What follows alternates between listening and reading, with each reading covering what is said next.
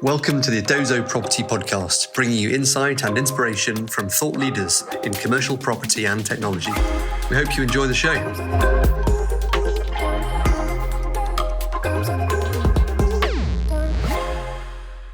Welcome everyone to this podcast with Ian Wimpenny.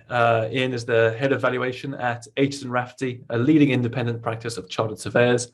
He has over 20 years experience in property valuation, having previously held senior positions at leading global real estate consultancies, including Altus Group, JLL, and Cushman & Wakefield. Ian also recently worked as technical director at VAS Group, who provide valuation management, panel and audit services. In his role there, he acted as the in-house technical expert, managing relationships with panel members and providing technical guidance and support to lender clients. Ian is therefore exceptionally qualified to talk to us today about the challenges and opportunities facing the valuation sector, and we are delighted to have him here. Welcome, Ian. Thank you, James, and thank you for that wonderful introduction. And also, I'd like to kick off just by saying congratulations to you guys on your additional VC funding that you got the other days. That's really exciting for you. No, appreciate that, Ian. Yeah. Look, it's an exciting time for us at Edozo. The team is growing. We've received great investment, and look, the ultimate goal is to keep adding value to our clients, of which actually Aitchison Raffety is one.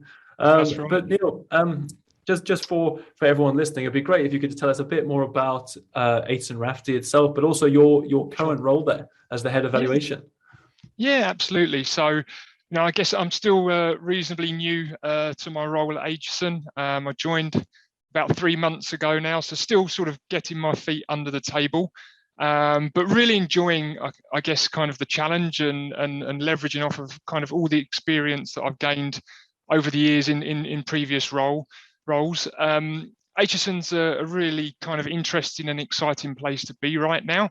There's a lot of change going on. We've got a new managing director in place, Phil Waite, and we're really on the path to kind of developing into a new national consultancy, really, and that's off the back of a kind of trusted, well-established brand that's been around, for the best part of 30 years or so. One of the good things for me as the head of valuation is, I've got a real front row seat to the action, if you like, because valuation is the biggest department within Aitchison, and when we're looking at going into new markets, we typically like to lead with valuation because we have the network of contacts and clients. So I'm really kind of relishing the opportunity to kind of build off of the strong regional presence that we have, and kind of work with colleagues in planning, rating, healthcare, agency, and building surveying, and really provide our clients with that additional coverage that they really need. So it's exciting times, and for me personally, I'm really enjoying the role so far, and looking forward to kind of growing and expanding the team going forwards. Oh, great! So are you in expansion mode as a company and as a valuation department even? Yes, very, very, very much so. I mean, we see enormous opportunity in what we're doing. I think we've got to do it sensibly, and we've got to do it right and carefully, but I think if we do it right, and I'm sure there will be bumps along the way, but I think as a business, we are very much in a growth mode. And my valuation team, with the recent few months, capacity has been the key pressure point for us. And which is it's a great position to be in, because it means that we have got a good base to really build off and grow from. So yeah, absolutely. And I'm really focused on trying to serve those kind of areas of the market where perhaps there isn't the depth of coverage in the valuation sector right now.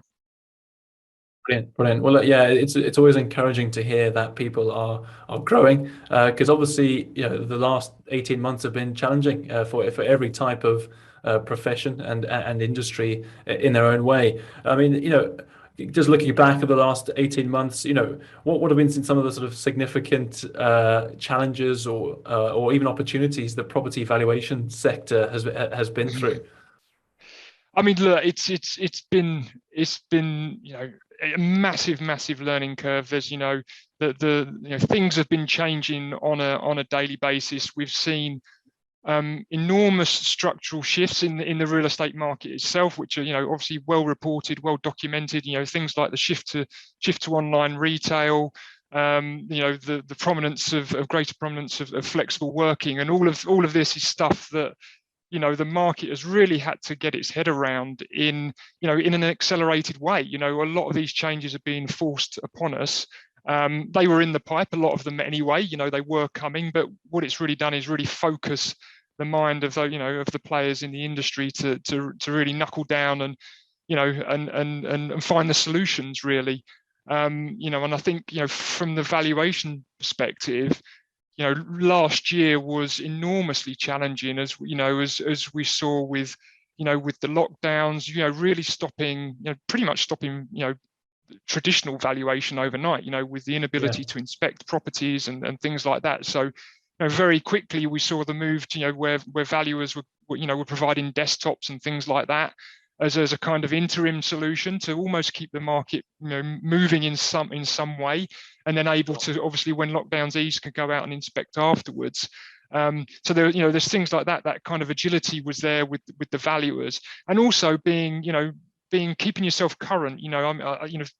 Things like the guidance from the professional bodies such as the RICS was changing on an extremely frequent basis. Things like material uncertainty clauses, are they in, are they out, all of that stuff, and that was changing really regularly. And I think as an industry, we've really had to kind of pick up the pace, if you like. There's probably a tendency as valuers to be quite almost almost a little stale in what we do. It's very process driven. It's a cookie cutter approach to everything that you do. And I think what last year did was really make us think outside the box and try and really help clients and assist the market really. And look, it's such a fundamental part of the property market, isn't it? The valuation process, and those systems, those rules, those regulations are sort of there to really protect the industry, aren't they? And valuers at the sort of coalface of that, aren't they? Yeah, absolutely. I'm really pleased you said that. I think as valuers, a lot of the time I feel like we don't get the recognition that we deserve. I think we do play an important part of the market. We are dealing with lots of technical issues, lots of technical problems, and trying to lead the way a lot of the time in terms of best practice and how we do things. There are always things that we can improve as valuers, but I like to think that most of the time we get things not spot on, but pretty close to it. So and I think there is certainly a willingness from the valuation arena, if you like, to help as much as we possibly can. Yeah, absolutely. And then one of the main sort of I suppose grievances, having spoken to a lot of our clients in the valuation sector, is just some of the changes to the to PI cover and the impact that's having on margins and just the industry as a whole. Could you touch on how it's sort of impacting you, or what is going on there for people who might not know about how the PI cover issue is affecting your profession? Yeah, I mean, it's having a massive impact. I don't think you can really underestimate the kind of reach of the PI issues right now. I mean, it all obviously it all stems from the Lloyd's review back in 2018, where the PI portfolios were identified as being the worst performing for the insurers, and what that meant was a third of the providers of PI actually pulled out of the market, and right. that reduced supply has really produced this hard market that has seen premiums increase 1, 2, 3-fold for consultancies, and with a focus on valuation, and quite rightly it is seen as one of the riskier elements of real estate.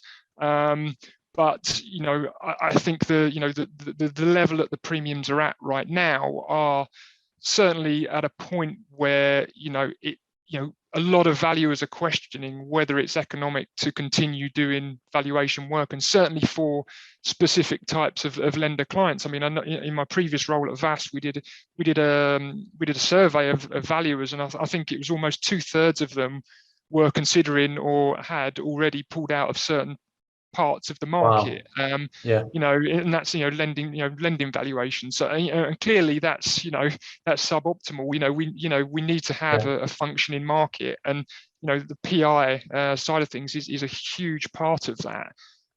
So for us as an industry, it's we need to kind of tackle it head on, and a lot of it is around education. Education for our clients, and them understanding that actually the cost of PI is enormous right now. I mean, I had one valuation business that I used to work with, basically said to me, £400 to £500 of every valuation was PI cost. So sure. if you're doing valuations for £800 to £1,000, there's obviously a massive implication around the PI cost element of that. There's not a lot left at the end of the day for the valuer to actually earn a living. I mean, it's an enormous problem, and it's good that the RICS are now kind of taking steps to review the situation with Andrew Gooding, chair of a working group that's looking into that right now. So, it's something that has been realised and is being addressed. But I tend to focus on outcomes, and I'm not getting carried away yet. But it's certainly a step in the right direction. But only time's going to tell if it's an effective one. I think it's a difficult one, isn't it? Because to remain competitive, it's difficult to pass on such a big cost to your clients who are used to paying a certain rate as well. I can imagine that plays into that's a factor in the whole thing as well.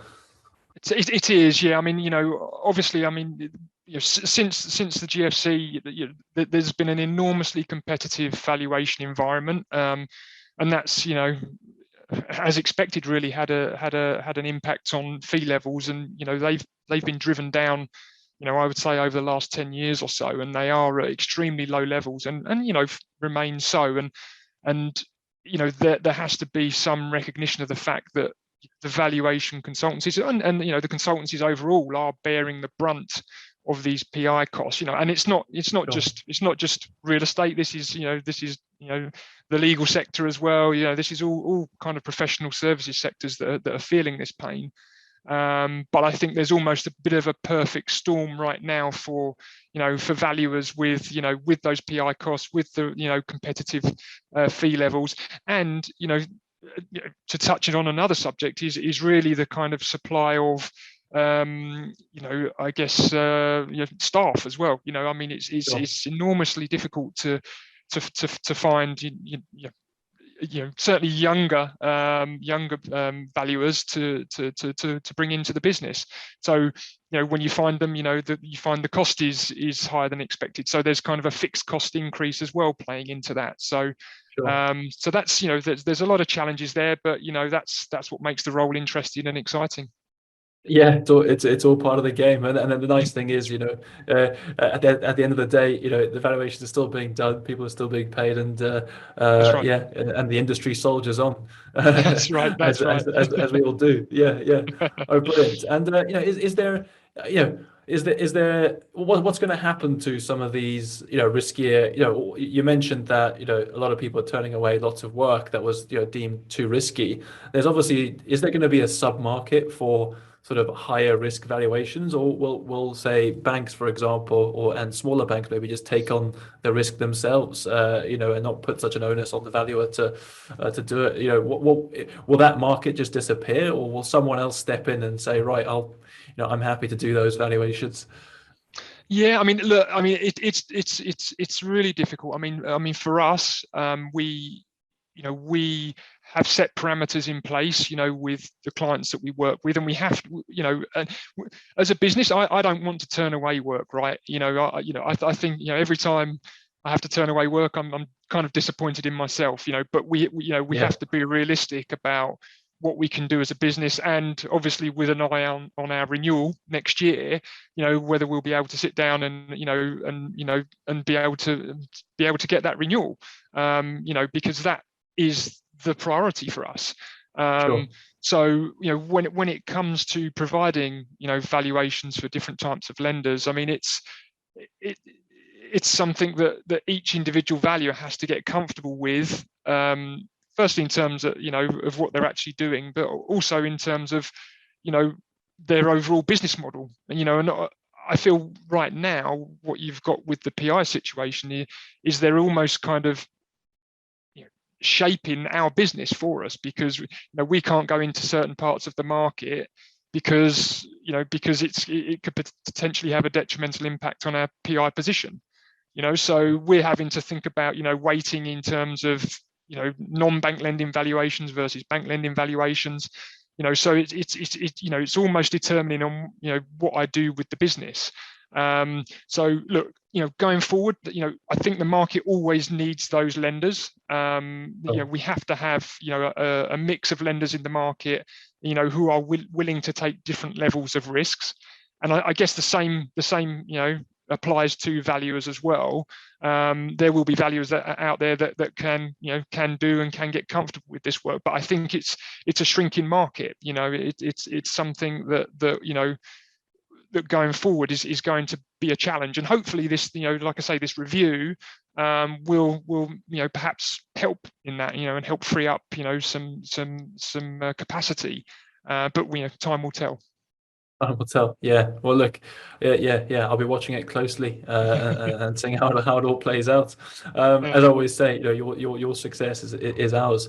Exactly. So look, and in terms of the technology landscape, obviously being a software company at Edozo, we're always interested to hear from people, what technologies you're finding useful now, and then in light of all these things that are happening, in the market, and especially the last 18 months, how is technology playing a role in the sector now, and could you give us a flavor for how it might impact the future, especially for young people coming into the industry thinking, well, am I going to be replaced by an algorithm or something like that, which we all know is not true now, but what is your sense around that sort of technological change? Yeah, I mean, look, for me, this is the real kind of interesting opportunity.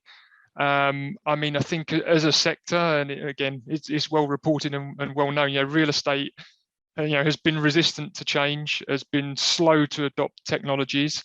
And if you overlay that with the massively fragmented nature of the market, it's always going to be difficult to implement these technologies. Every part of real estate is siloed off in such a way that the application of technology it has to be very specific. It has to be to one part of the sector, if you like. So for me, I've always found it quite difficult to navigate the technology offerings, really, because they are quite siloed and individual. And for me, the challenge has always been trying to identify the technologies that are actually effective and useful versus those that are unnecessary and overly complex. So I think for us right now, it still feels like we're at the sort of bottom of the curve, if you like, when it comes to the adoption of technology. I mean, for me, it's a central part of my thinking going forward with my valuation business at Aitchison, right? I think looking at the market is right now, and we've touched on the fees and things like that. You've got to look to other things to bring other efficiencies, improve reporting turnaround times, all of those things that our clients are asking us for and needing. Technology can help us deliver that. And I think if you look at the systems we use right now, I mean, like I say, in terms of fragmented system, we have like 20 to 25 different platforms that we use regularly.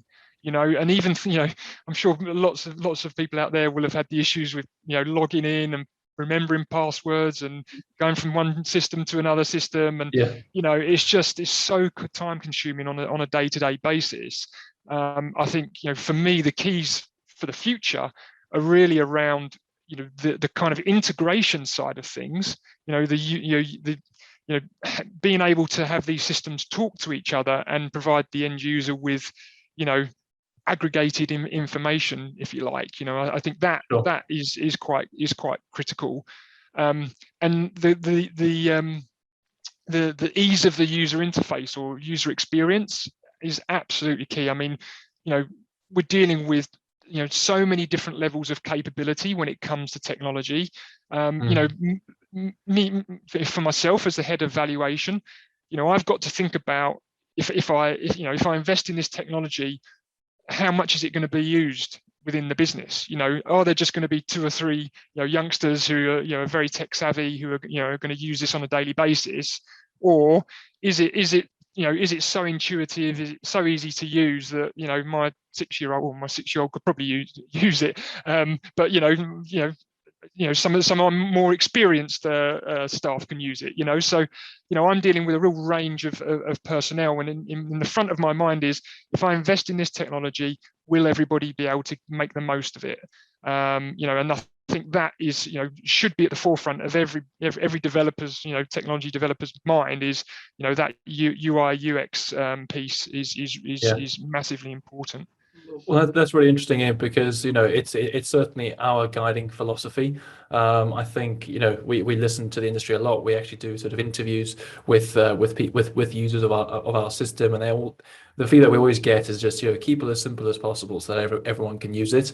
And it's a really important thing to remember, because I'm sure someone can come along and pitch a very complex sort of technology that does all these wonderful things, but if no one's going to use it, you're not going to make the most of it, are you? So, exactly. Yeah, exactly. and I mean, it's that thing around having the flashy demo, from a software company and going, oh wow, that's amazing, but actually you're not working in reality in the normal day to day, and that's where you've got to make those judgment calls. Yeah. And look, something that's talked about a lot in the industry is sort of access to transparent transaction data. It's probably the time old sort of issue in the valuation process. When I'm a chartered surveyor, and I used to work on the investment side, but doing an MRICS, I did my valuation rotation and all that. And I remember I had to pick up the phone and constantly trying to find comps for and transaction evidence from different people. Now look, there's plenty of them out there, and I suppose what I was going to ask is, there's a lot of talk about aggregation of data, and then the valuer's role being sort of the interpreter of that. Do you ever think we'd get to a point where a computer can give a sort of desktop valuation of a commercial property valuation? I know it's already done on the residential side, but do you think we're going to get there, or do you think there's always going to be this human judgment element, especially in the context of commercial? Yeah, I mean, it's a great question. I think the automation piece, and when you talk about useful tech, I mean, the 2 points that I'd really note around that are really automation tools and data aggregation, right? And for me, those are the 2 things that are really that's what technology can bring. When it comes to commercial real estate, there are so many complexities involved, and computers are getting better all the time, frighteningly so. But for me, and this is just my personal opinion, but I always feel like that there's a human element required with a commercial valuation, and to a certain extent with residential as well. There needs to be a kind of a stand back, and do these numbers make sense? Sure. If nothing else, but I certainly, I mean, the approach to commercial right now is such that I don't think a computer alone could do it. What it could do is find the data for you, and that's where there would be a real positive. It can search and populate data for you in terms of market information, etc. But there are lots of other elements that go into a commercial valuation right now that I think prevent that kind of whole automation piece. The one caveat I would say is if what we are seeing in certainly in some parts of the market, things like retail, where there's been a move to more cash flow based approaches. When you start getting to a more kind of standardized, numbers based approach to valuation, that's where you could see a bigger slice of automation when it comes to valuation. Yeah, no, look, it's a really interesting space, and I'd agree that I think, well, inherently it feels right that a human would still be involved, and there's nuance in the industry, right? You also have access to lots of market information. The property industry networks a lot. A computer's never going to know that, oh, actually, the market yield for a single let office building in London is X, but actually there's a transaction about to happen which is at Y, and but it's not yet fully reported, and you've got to use that information in the context that a machine could never pick up, for example. Yeah, exactly. There's there's the well-used phrase that valuations and art are not a science, and I think there is that anecdotal piece, always that anecdotal piece. I think as valuers, we obviously base our valuations on transactional evidence, historic transactional evidence, and that's almost been a criticism, really, because that's why valuation lags the market. So I think overlaying that with opinion, and views on the direction of the market is absolutely critical when you're arriving at your valuations. Yeah. No, absolutely. And from your time at VAS, we're very familiar with VAS. We know Stephen, the MD, well, and brilliant company. And in terms of what your experience from there, having dealt with on the lending side, on the panel management side, with loads of different valuers, what's the future relationship between lender and valuer? Do you think will there always be an intermediary? Will people use more intermediaries like a panel management, or is it moving away? Could you give us a flavour for sort of what that relationship will looks like going forward, or even now? Yeah, I mean, I think it's an evolving market, and obviously I've had experience at Altus on the kind of in the kind of equity world of valuation management, and obviously with VAS in the debt world, and it provides a really useful service for lenders, in terms of outsourcing the administration function of valuation, really, and providing that, I guess, that one-stop shop, if you like, and certainly an element of risk management when it comes to the valuation, which can be really helpful with more complex, more challenging assets and things like that. So absolutely, there's certainly a place for it, and obviously it's a growing part of the market right now. There's no question about it. But I also think that the relationships with the banks and valuers are quite important as well. And I think the two can coexist. To be perfectly honest, I think it's it's a healthy environment to be in. The valuers are being checked, rightly so. We should be. We should be providing the service that the clients are asking for, and that these panels essentially are policing that. But I think at the same time we're all kind of grown up. We're all trying our best to do a good job. We want to serve the clients as best as we possibly can, and we aim to please. That's what we set out to do. Brilliant. And Ian, look, this is my sort of final question or topic. I'd just love to get your opinion on before we sort of move on to what I call the final three. But look, it would be amiss not to mention it. But obviously, climate change and sustainability is at the top of the corporate agenda for most of the property industry. I think it's never been higher. Are you starting to see sort of changes in how you value assets based on its sustainability rating? And do you think there's going to be a lot more, do you think there's going to be a lot more focus on the sustainability of assets, and is that going to impact valuation essentially? The short answer is yes, absolutely. I think right now it's almost nascent. It's something that's in our minds. It's in the thoughts of valuers when we're preparing valuations, and certainly, we do the research around the EPCs and things like that, and question the veracity of them if they're a bit older. So we certainly bear that in mind. But I think think about it in the context of valuation lag in the market. With something like this, what we are waiting to see as a sector is waiting to see these value differences feed through, where you have, potentially where a property is, A rated, what's the premium that it's achieved because it's A rated, and it's having those reference points as a valuer to allow you to be able to differentiate between the good and the bad, really. And I think right now that's probably still playing out. But I think we're almost at one of those inflection points right now where I think you've seen, probably even in recent months, really, with lots of the environmental issues that have been going on around the world, that there's this realization that we can't deny this anymore.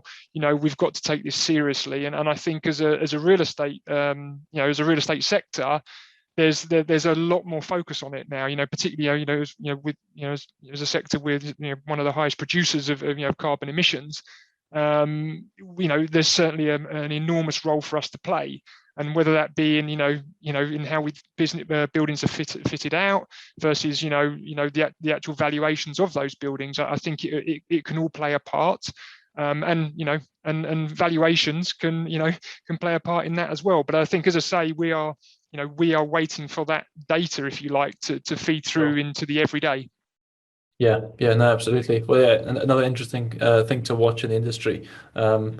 All right. Well, Ian, that's fantastic. Just to end this off, I've got a sort of a quick fire round of 3 questions. Okay. So starting with, what would you be if you weren't a valuer? Ooh, I'd probably say a professional athlete. Professional athlete. Well, I actually saw you on the JLL triathlon in 2019. That's right. Yes. One of my proudest moments in sport, I have to say. No, it's I love sport, and it's an enormous part of my life, and it would be wonderful to be able to make a living out of it. But sadly, I'm on the wrong side of 40 now for that to ever be a reality. Yeah. Well, look, that's a huge achievement. I did it, I think, in 2017, and I remember watching the people who were at the front. So you were probably there, I'm sure, but thinking, oh my God, these people are unbelievably fit. I've got no hope, especially after the swim. So yeah, that's a huge effort. And Ian, so number 2, what advice would you give to the younger generation of people coming to your profession? I mean, I would probably say, seize the opportunities. I mean, I think for youngsters now, there are enormous opportunities to come into the profession and make a difference. They've obviously grown up with a lot of technology around them. They have different ways of doing things, different ideas, and I think that will kind of add to the rich mix, if you like, of businesses. And right now, as I said, that there has been a dearth of youngsters coming into certainly valuation. So there's the opportunity for them to progress very, very quickly and be successful very, very quickly if they make the right moves. Nice. And final one, where are you at your happiest? Where am I at my happiest? Yes. Where, when, or with whom is probably a better way to phrase it. I need to be careful how I answer this.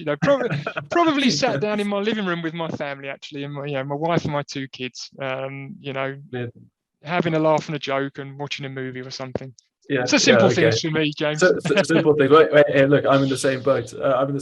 But depending on what day you ask me, you probably say, "Well, actually, I'm happiest on my bicycle." With Well, it did pop into my mind, but we can't say that politically. My son did say he was going to listen to this, so. Oh, brilliant! Okay, nice. Well, you said the right things.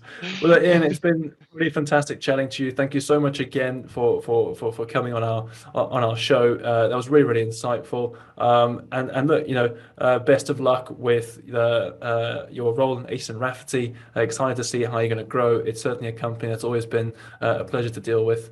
And look forward to catching up again soon. Yeah, no. Thanks very much, James. And as I say, it's fantastic working with you guys as well. You had a valuable service for us. So, it's a partnership we want to keep going forward. And looking forward to working together. Thanks for listening to the Edozo Property Podcast.